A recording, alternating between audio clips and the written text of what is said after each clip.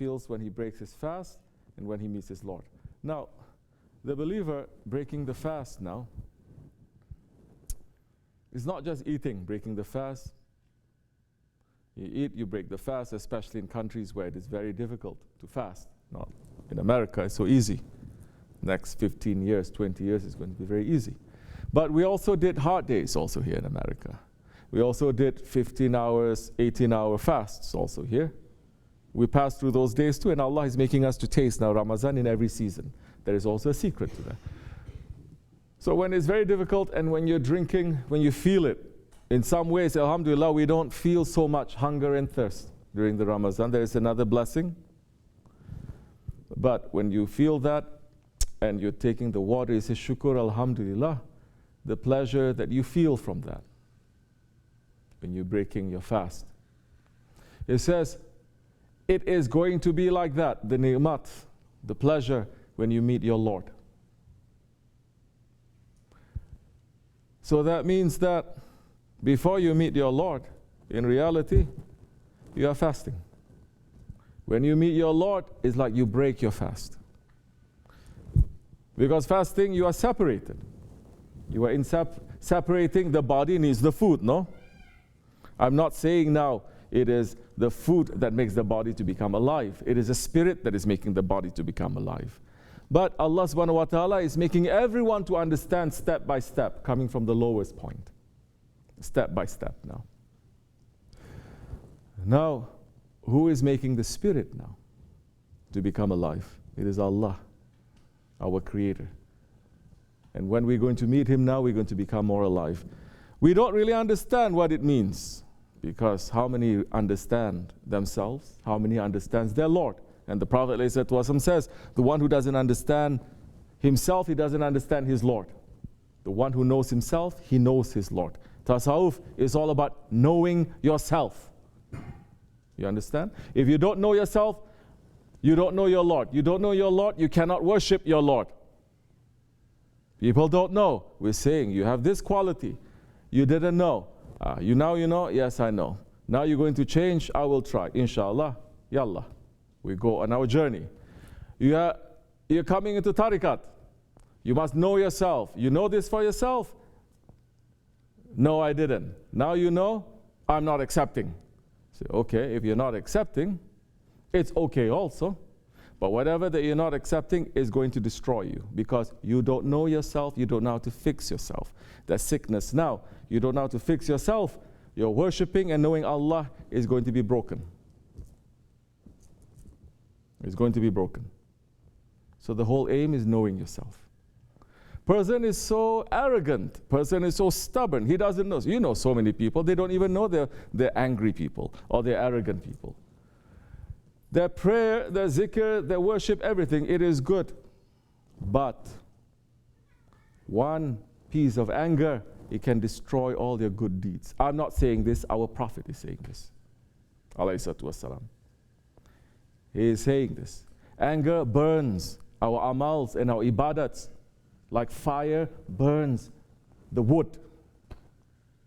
Which is why Prophet ﷺ is saying, there will be people who fast in the month of Ramadan, and all they get from fasting in the month of Ramadan is just hunger and thirst. No sawab, no blessing, no understanding, no knowledge. And he's saying, there are those who worship all night long, nafila ibadat, in the month of Ramadan, and all they get from that is just tiredness, no blessing. So where is the blessing coming from? And what is it that we are doing that is blocking the blessing to come? This is beyond now. This is not the worship, is not the actions. It has to do with the heart. So Ramadan now, it has to do with the heart. You have to understand what is the heart. If your heart is not longing for your Lord, Allah, that heart must be dead. Because our heart, 24 hours, is saying, who. If you listen to your heart, the way that it's beating, it's saying, who. And everything in creation is calling their Lord in their own language. Every animal, every fish, every atom, every insect, things that has been created. Everything has a different life. Not the same life, different life. And everything that is in existing, Allah subhanahu wa ta'ala has created that. That one is remembering his Lord. Even the galaxies, they're circling around, remembering their Lord. But the remembering of your Lord cannot be with the tongue. It has to be with the heart. And if the heart is not clean, then whatever you say with the tongue is not going to be too clean. Whatever you do with the hands, with the body, with everything is not going to be too clean. Your heart is clean. You cannot worship so much. You cannot do so much. But your heart is clean. You're going to get the blessings. More than those ones that their hearts are not clean, but they do everything. Because that one whose hearts are clean, they see the reflection of their Lord. And they start to know themselves, and they start to know their Lords, and they become very beloved to their Lords. How many prophets there are that we don't even know their names? So many. We don't even know their names. Quran is just mentioning what, 28, 27? Around there. But there are 124,000. Let's just say, in our way, in the Nakshibendi way, we at least know the Nabi Mursals. Nabi Mursals, how many are there? You think there's only 5 or something, but Rasul, there's 313 Rasuls. And that is written, their names and everything, by Shaykh Maulana himself, and that's made into a tawiz. Now, I'm just saying there are thousands that we don't know their names, but Allah knows them, and they know their Lord. There are thousands, over 100,000. Let's say 124,000. Let's say we take 1,000 out. 123,000. We don't know their names. It's lost, it's forgotten. But Allah remembers. The angels remember. All of creation remembers them. And so many of them, they don't even have one person to follow them on the Day of Judgment. But they're quiet, they know their Lord, and their Lord knows them. So everything points back to the heart now. So the Ramadan, if we're not looking into our heart to see how our heart is sick and how to cure it, then we miss the point of Ramadan too. We cannot now move forward from Ramadan. So many people ask me every Ramadan, every Eid, how do I continue with my ibadat from Ramadan? How do I continue with this feeling? How do I continue with that? Why are you asking me? Number one, you can never continue because the blessing that comes down for Ramadan is not given to any other month.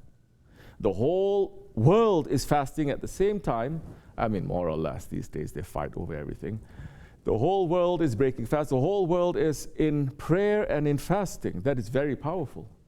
Never you're going to get that outside. In the old days, it used to be. Outside of Ramadan, you'll find almost the entire ummah fasting on this day, this day, this day, and this day. Correct? Those are holy days and nights. Now, no. They say you're fasting this time, Rajab, it's bid'ah. You're fasting what? Sha'ban is bid'ah. Everything is bid'ah. Oh, they say Ahl Sunnah now. They say, oh, is that wajib? It's sunnah. Oh, okay, no. But you call yourself Ahli Sunnah. Why you don't call yourself Ahli Farz or Ahli Wajib? We call ourselves Ahli Sunnah because we love our Prophet, because we're defending the Sunnah. So Ahli Sunnah now say, oh, no, it's not. So they can dare to come without covering their head, for instance. Oh, to cover your head is only Sunnah. Only Sunnah? People use Sahabe-i-Kiram. They died. They sacrificed themselves because of only Sunnah. This is how far away we are from it. You understand? And we, in this way, following Sultan al-Awliya, we have to be very careful now. We're not like others. You're doing something that is against the Sunnah, you better have a good explanation. You have to, not explanation, you're following a Shaykh, you have to have permission. You have to have a permission. Because everything that you do, there is a price for it. So the Ramadan time, people asking how we can do after Ramadan. You cannot do. You cannot pray Taraweeh after Ramadan. Even if you want to try to pray, you won't have the same feeling. But if during Ramadan you're watching yourself, how I fail and how I pass, and then you're like, I fail in this way. You're not looking to Ramadan just to harvest, but you're looking to see, oh, I harvest this, but this fruit is not too good. This one is good. This one is good. And you're trying to figure out, okay, because during Ramadan I didn't do this too much. Because during Ramadan I didn't do this worship too much. Because Ramadan like this, I allow my anger to come out. I allow my arrogance to come out. Then after Ramadan, especially in the 6 days of fasting, in the month of Shawwal, you put that intention in. That is how you're going to make your Ramadan, the blessings of Ramadan, to continue. Because the Ramadan is about changing yourself and becoming a better person. Changing yourself and to become more pure, more clean. It's not about fasting. It's not about iftar. It's not about Eid. Ramadan is not about fasting. It's not about iftar. It's not about Eid. Now they're going to say he's crazy. But Ramadan means to burn. To burn your bad deeds. To burn. You know how some things you can clean by washing.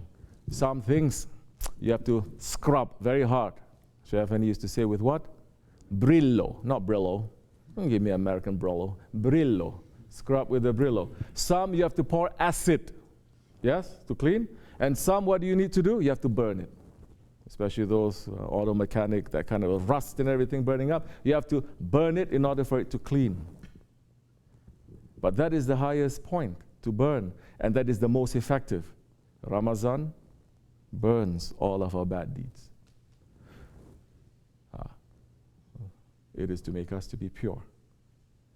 So Ramadan's purpose is for that.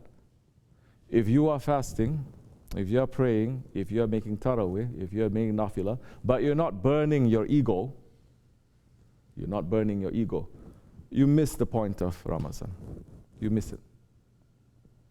You miss the real meaning of Ramadan. Like that kind of Ramadan, just to not eat and drink and break your fast at iftar, munafiq can do. That kind of Ramadan, a kafir can do. It's easy. You understand?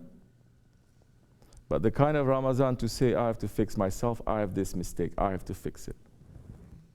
That kind of Ramadan, very few are looking. We're following a doctor. Everybody needs a doctor. We're following a doctor to become clean. The doctor may even say to you, okay, tomorrow I'm going to cut you up. People accept. People don't accept this kind of doctor cutting them up. And the doctor will say to you, what? Before operation. Always he says, what? Don't eat and don't drink. Fast.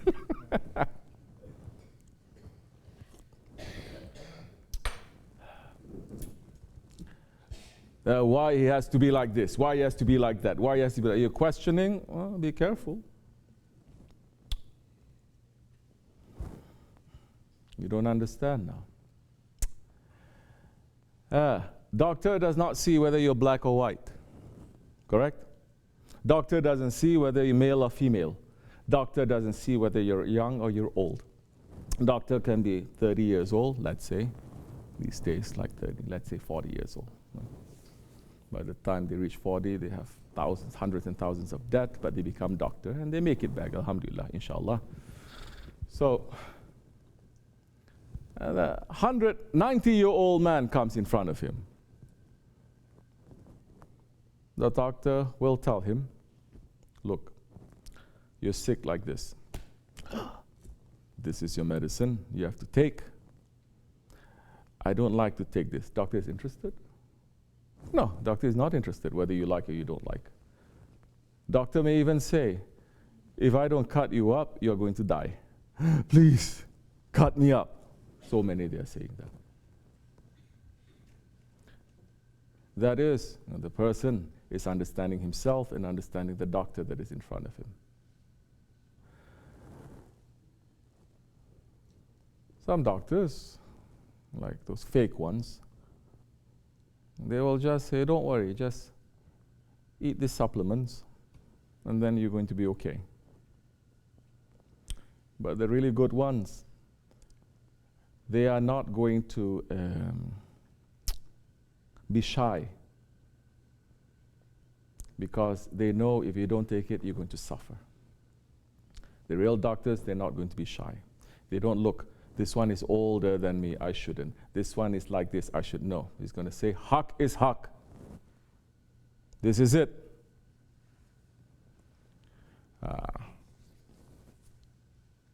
But situation is different now. No patient is going to look at that doctor and the patient is saying, who is he? This one is beneath me. This one is young. This one is this. This one is that. Doesn't happen. Kafir doctor you treat with so much respect. The spiritual doctors, it happens. This is Ahir Zaman. Bismillah ar-Rahman.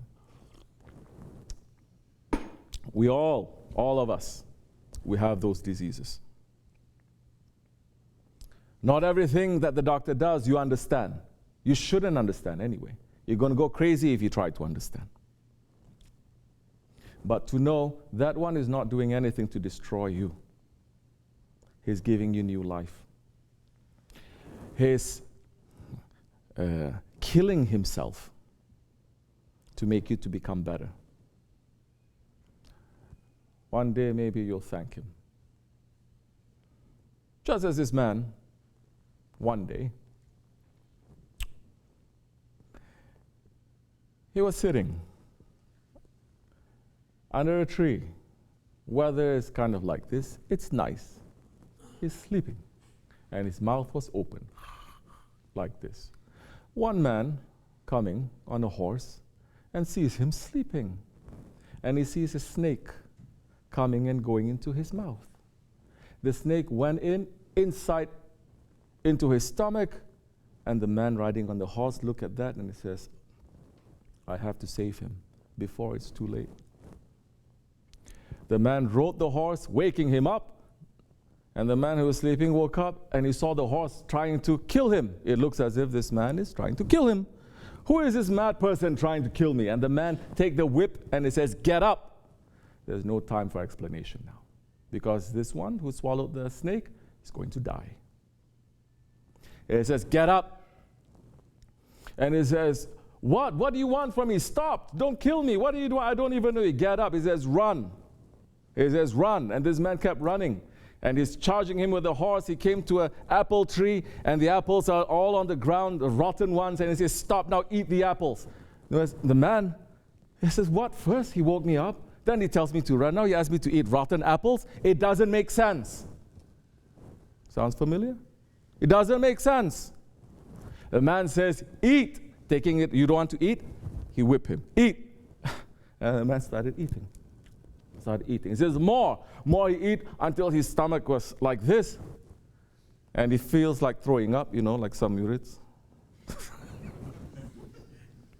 He got sick and they want to throw up. By the way, don't throw up anywhere, okay? If you want to get sick, you go to the toilet and you throw up.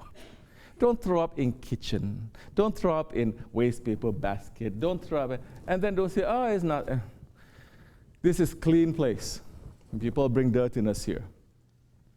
But anyway, so he was eating, and he feels like throwing. The man says, now run again. And he whipped him. The man started running. He threw up. All the apples came out, and the snake came out. And the man before, who was crying, he was cursing at this man, whipping at him, who thought that this is shaitan. Suddenly ran up to him and kissed his hand and said, you must be an angel.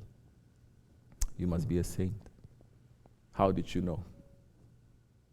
Man says, I don't have to explain anything to you. I didn't even have time to explain things to you. And so many times, just to submit, you are going to see. We're not whipping anyone, but we're seeing how much it is that's inside of you. What it is. So many, we are filled with snakes and scorpions. No, please. Now people are going to say, no, not me. I pray every day. I say, no, it's nothing to do with that. We're talking about disease of the heart, you understand? Who among here is saying, I don't have anger? Say. Okay? And then I may say, you're on the way of sainthood. Who? Men's or women's? Or say, jealousy, or arrogance, or stubbornness, all inherit from shaitan.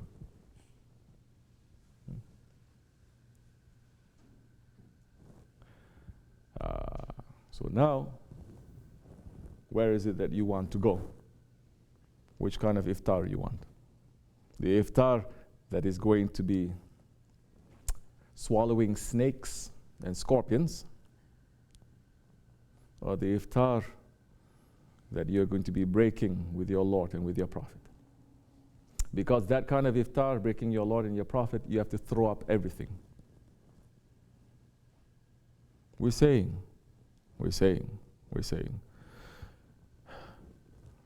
People are not believing. These are not my words. And if you say this is a story, it's not a story. It's a reality. It happened. Same way people are saying when they're reciting the Quran. The Jews and the Yahudis and the Munafiqs saying, he's just telling us old stories. Don't be like that. They are there not for us to curse at them. They are there so that we say we don't have those characteristics and to share. We have to be very careful because this is a way that is very alive. This is not a dead tariqat. This is alive. If I open a little bit more about the station of SahibulSaif and Sultan al-Awliya, we wonder how many of you are going to believe. Or you're going to get floored. You're going to say this is. So this is for you and it's for me. Take it for what it is. I'm not pulling myself out from this. But